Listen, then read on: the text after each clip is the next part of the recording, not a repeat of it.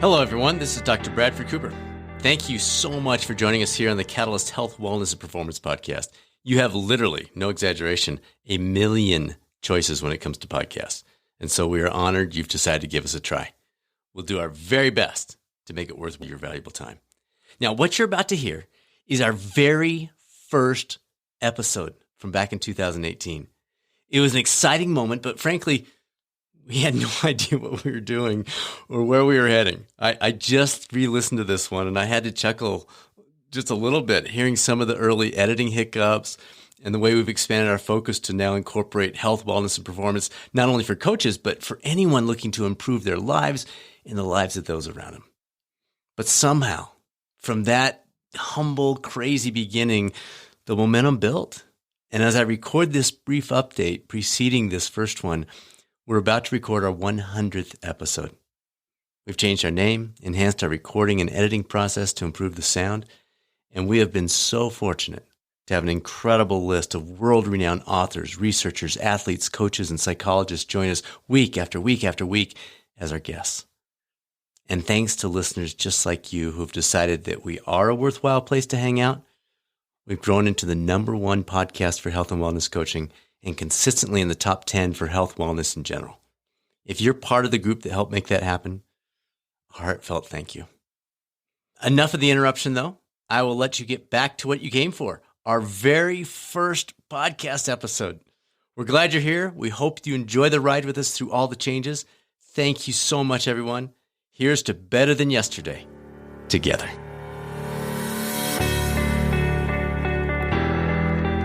Welcome to the Catalyst Coaching Podcast. This is episode 1. How exciting is that? My name is Brad Cooper. I'll be your host. I'm the CEO for U.S. Corporate Wellness and the co-founder of the Catalyst Coaching Institute. Let's start off by talking about this word catalyst. There's a lot behind that. The biggest thing for now is the concept that goes back to your high school or college chemistry class, where you've got two elements and they won't mix, or they won't mix fast enough. And so what do? You throw in a catalyst, and then things happen. We want to be that catalyst for you. There are a lot of podcasts out there on wellness, fitness, nutrition, weightlifting, different diets, but there's nothing out there to help wellness coaches be better wellness coaches. So if you're a future health and wellness coach, if you're a current health and wellness coach, if you're looking for ideas, if you're looking to become better at what you do or where you're heading with your career, that's our goal. We want to be that catalyst. Now, we're always looking for resources for our own team, and we want to build on that by making these resources available to you as well. The way this is going to be structured, it's really going to be focused on the subtitle you saw, the art, science, and business of wellness coaching. It's going to help you become a better coach. It's going to help you develop your career if you're just thinking about wellness coaching. It's going to help you make the right choices out of the gate instead of learning the hard way about which way to go. So that's what we want to be for you, and we'd love your help in making that happen. So if you got questions, if you got ideas, if you got things that you think would be helpful for us to share on this podcast, please don't hesitate to reach out to us. Our contact information, email is probably your best route. The email is results@catalystcoachinginstitute.com. Again, that's results@catalystcoachinginstitute.com. Any ideas you've got, and of course, anytime you have questions, we're there for you as well. We're going to focus on something called the 3 C's, and we're going to actually make it a 4th C today. But the format for this podcast will be a mix. We want to throw a lot of stuff out there and help you glean the things that matters the most to you. The format for this podcast is going to include a variety of aspects. We're going to invite experts in the field to come on and answer the questions that you've asked us. We're going to look at research articles. One of the dangers for wellness coaches is to get pulled into many of the fads that are out there. You don't want that to happen.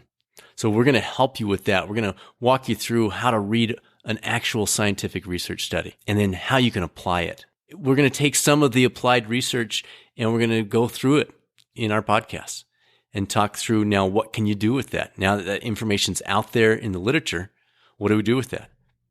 We're going to interview coaches to share with you what they've learned about things like the national board exam how coaching has fit into their life, the things that they've learned being coaches for 5, 10, or more years. The main aspect will focus on those 3 C's. And again, today we're going to make it a 4th C. And those 3 C's are competence, credibility, and clientele.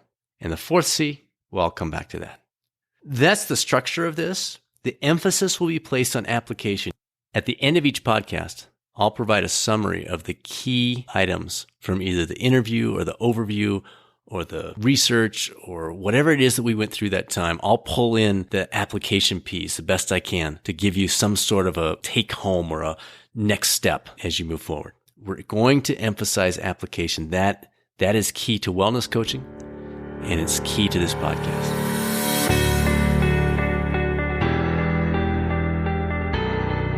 With that, let's go ahead and jump into this session's overview.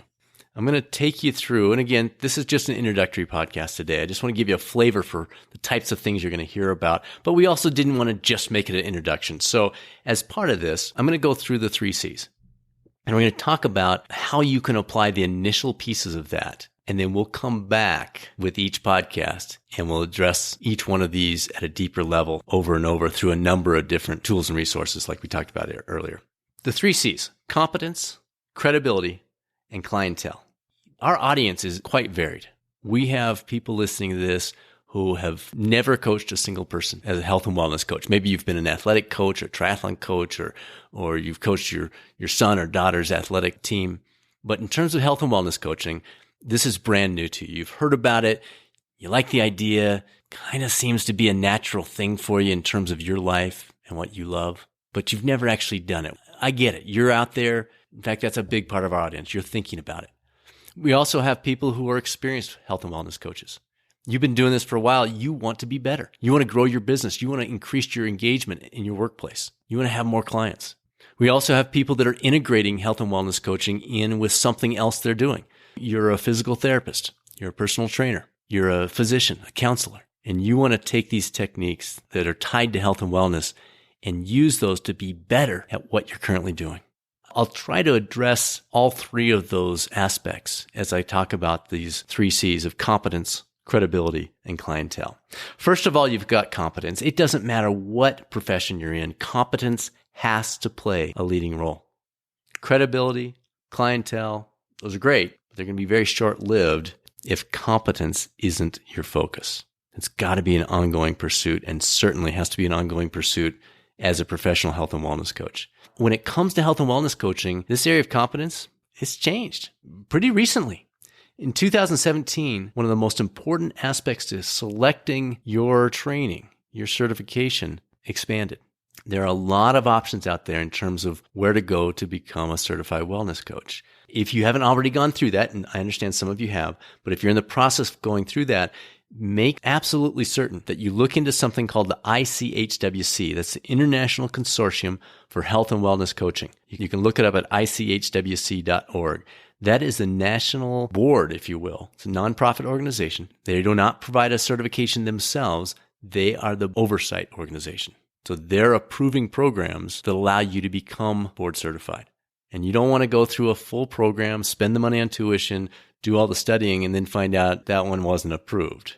Check out that website when you're looking at your different certification options and make sure to pick something from that list. And then your second piece, obviously, once you've found a couple of organizations from that list that make sense to you in terms of the ICHWC piece, then you want to make sure that you've got something that fits you personally. What's the class size? Are you able to spend time with the instructors? What's their background? What kind of practical application will you get from that? So ask all of those questions, but begin with the ICHWC just so you don't have to start over.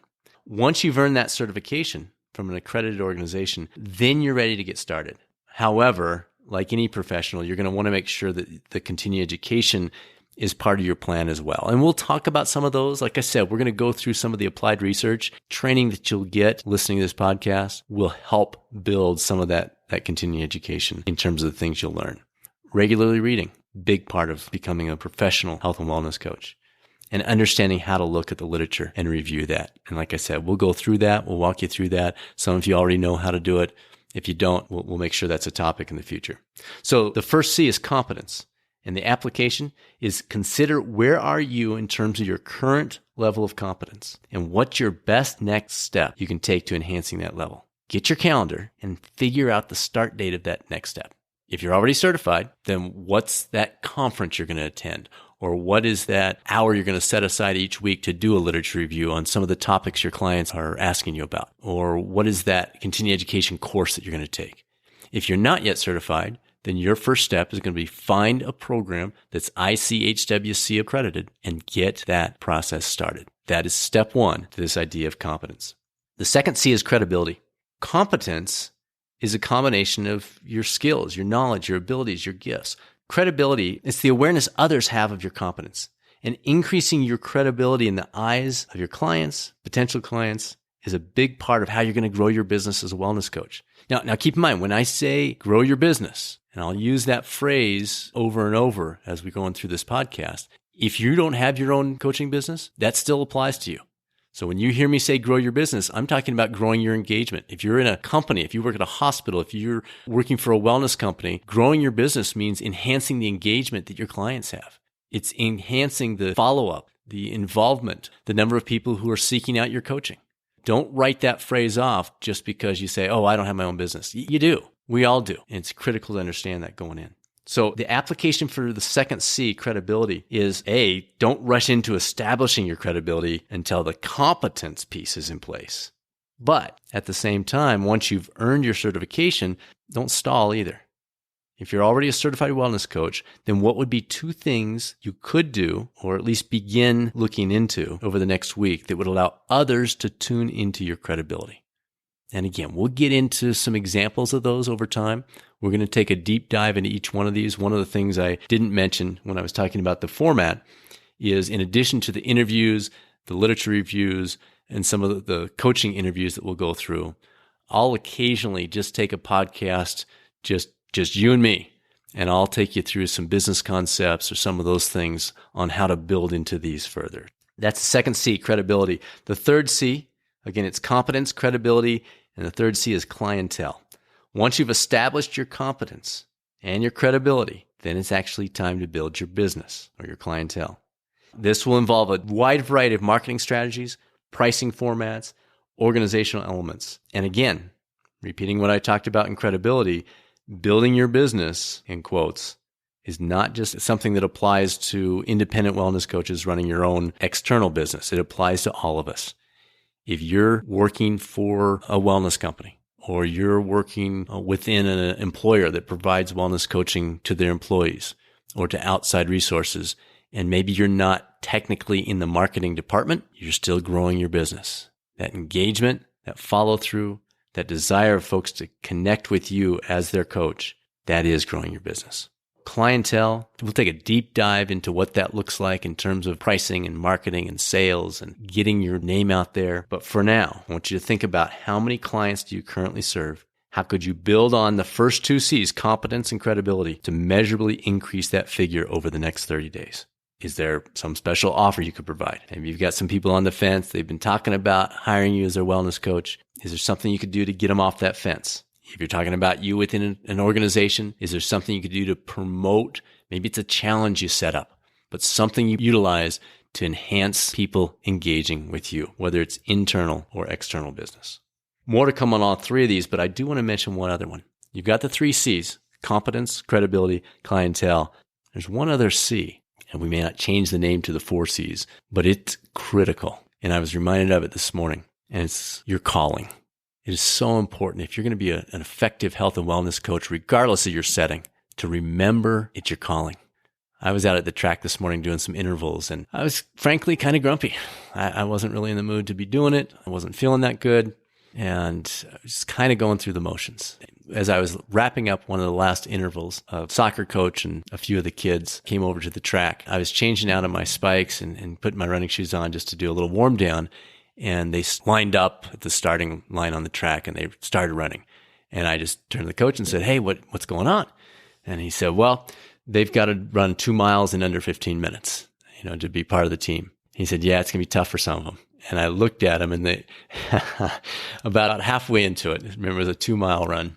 About halfway into it, one of the kids was dropping off the back. So I just tucked in next to him and just started talking to him and encouraging him and talking about, little tips here and there about get your head up and using the arms and we can do this. Come on, buddy. You got this. You can do this.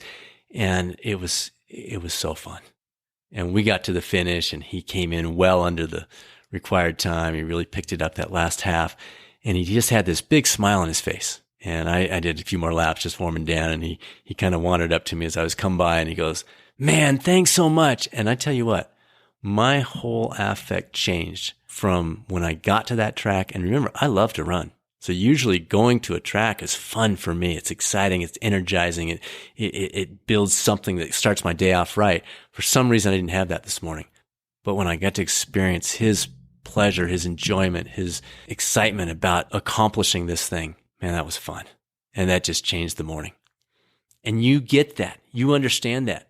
I wasn't coaching. That's not health and wellness coaching per se. I was just a guy out there encouraging somebody to be their best, trying to be that catalyst, if you will. And I realized in that moment, wow, that's what the calling's all about. We get to do this thing that changes lives. How exciting is that? So that's the fourth C, is remember your calling. You're doing this for a reason. You got into wellness coaching because it mattered to you. You got into wellness coaching because you love influencing lives. You love being that catalyst to help people become their best self. So don't ever forget that in the midst of talking about competence and credibility and clientele. Don't forget that piece around calling because, man, that's where it's exciting. That's why we're doing what we're doing.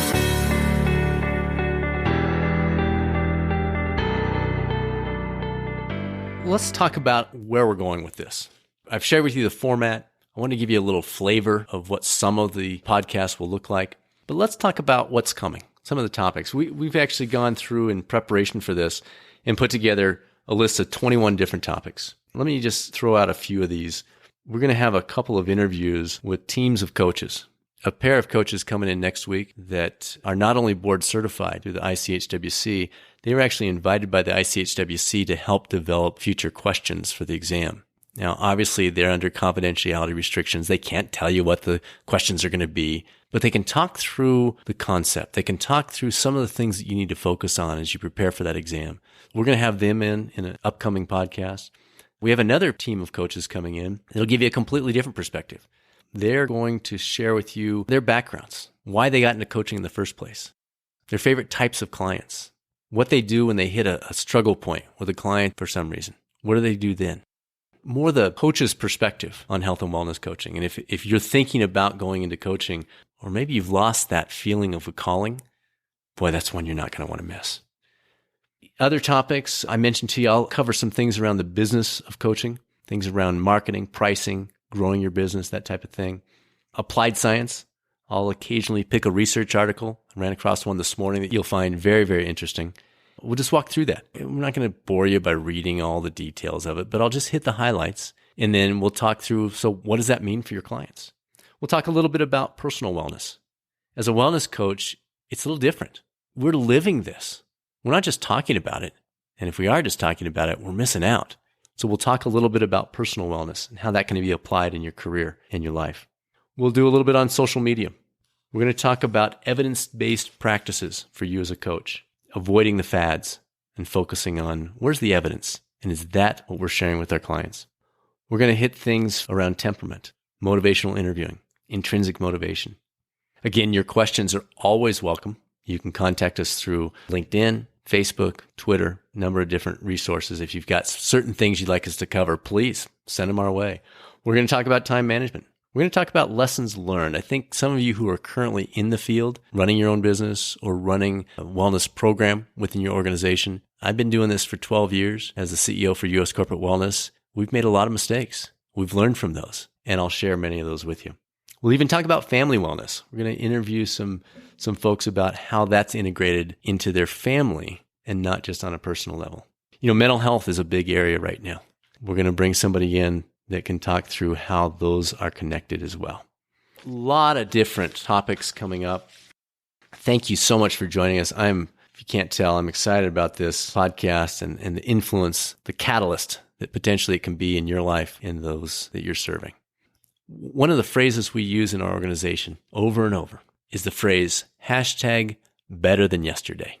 Think about that. Better than yesterday. To me, that's what wellness is all about. It's not about me comparing myself to you. It's not about you trying to become somebody else. It's not about trying to help all the employees become like the wellness committee. It's about helping each and every individual become better than yesterday, helping make their tomorrows just a little bit better than our todays. So as we sign off, I'm going to sign off with that. This is our opportunity to be better, to choose better, and doggone it, to live a life that's hashtag better than yesterday. Thanks for joining us. I'll see you next time.